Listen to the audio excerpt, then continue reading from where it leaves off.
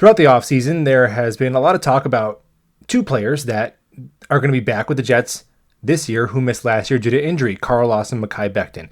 And yes, I am excited for both of them.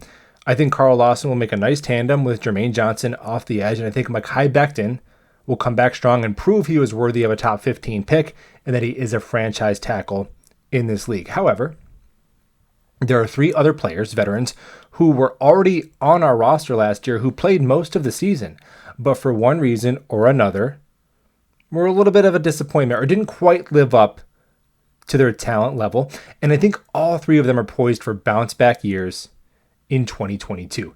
Starting with CJ Mosley, Mike Linebacker. Now, before we even talk about him on the field, we really ought to recognize the role that he has had in the immensely quick turnaround of the New York Jets. His end of the season message to potential free agents when he basically said, don't come here if you want the Jets tax and you want to get paid. Only come here if you believe in what we're building. Man, did that resonate. Huge. Can't understate that. However, the analytics were really unkind to him last year, and he did struggle in coverage. But to our eye, when we watched every Jets game, like I'm sure that you did, CJ was maybe the only player, maybe him and Bryce Hall, the only players that we can count in week out to show up and do their job. And he was all over the field making plays, and he always keeps himself in phenomenal shape. So why the reason for a little bit of dip in his production and his analytical grades? Well, it seemed like he was playing a little bit of hero ball last year, trying to be in three places at once, not because of ego, but out of necessity. He had to do everybody else's job because of a lack of talent and injuries and inexperience around him. He couldn't trust the safeties behind him or the linebackers on either side of him to do their job. With injuries and COVID and just being in a rebuild, we were rolling out barely rosterable outside linebackers and safeties for much of the year. So CJ kind of felt like he had to do it all. And that led to him probably getting out of position sometimes, maybe over pursuing, and probably being physically and mentally exhausted. I mean, you may have experienced this in your own career when there's a lot of new, inexperienced people hired around you and you have to do the jobs of like 5 different people. It's exhausting and your own performance suffers. Now, this year, an upgrade in talent and in continuity. In talent, obviously, Sauce Gardner, DJ Reed, Jordan Whitehead, Carl Lawson back, Jermaine Johnson, a half dozen new starters around him. Improved talent, guys he can trust more to make plays, but also veteran players. DJ Reed and Jordan Whitehead are going to be in their spots and do their job. Now CJ can just focus on doing his, and I think he'll do it much better. Looking forward to a bounce back year from our captain. Next, Corey Davis, wide receiver. Struggled last year. Not going to lie, a bit of a disappointment, but he just seemed out of sync. We had 4 different quarterbacks start, and it felt like with the Jets between injuries and COVID and rookies at quarterback, head coach, OC, last year to me just felt like one extended preseason. Like we never really clicked with anything. And he ended the year injured. So what's going to be different this year? Well, last year he was asked to be pretty much our wide receiver 1 with a rookie Elijah Moore unproven as the second wide receiver.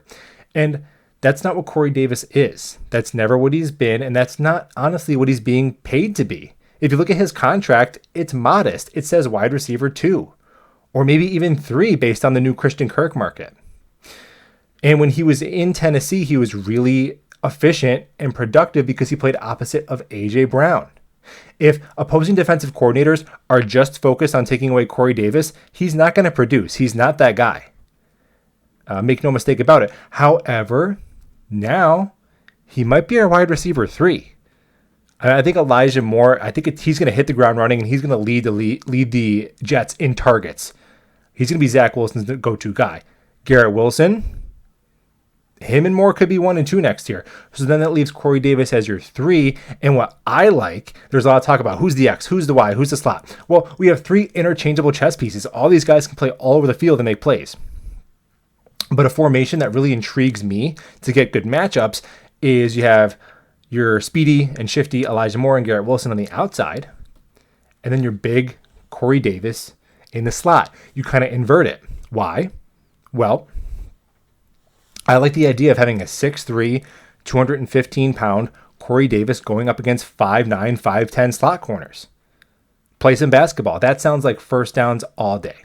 So I'm not expecting Corey Davis to light it up in terms of his volume of production, but I think he'll be much more efficient, and I think he can be a really reliable security blanket for Zach Wilson on third downs and in the red zone. Finally, one more player that could be poised for a bounce-back year with the Jets, that is Sheldon Rankin's defensive interior. And he's still kind of been chasing his draft pedigree and that one breakout 8-sack season in 2018. And he flashed as a pass rusher with the Jets last year.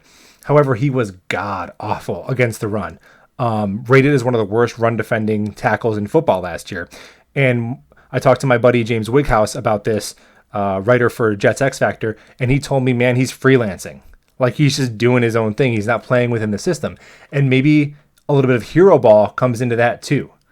So maybe now with improved talent around him, the second year in the system, maybe he is a little bit more disciplined. And he's going to have to, because honestly, if he's that bad again, he's going to be out of a job soon. The Jets were playing him out of necessity last year, but now with JFM back inside and Solomon Thomas on the roster, if he's playing that poorly against the run, he's probably going to get run out of town. And he should be highly motivated. He's 28 years old.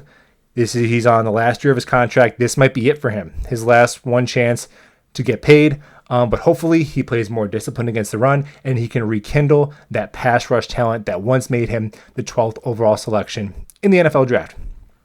Those are three players that I think will bounce back for the Jets next year. If you like this video, hit those buttons that YouTube people tell you to like.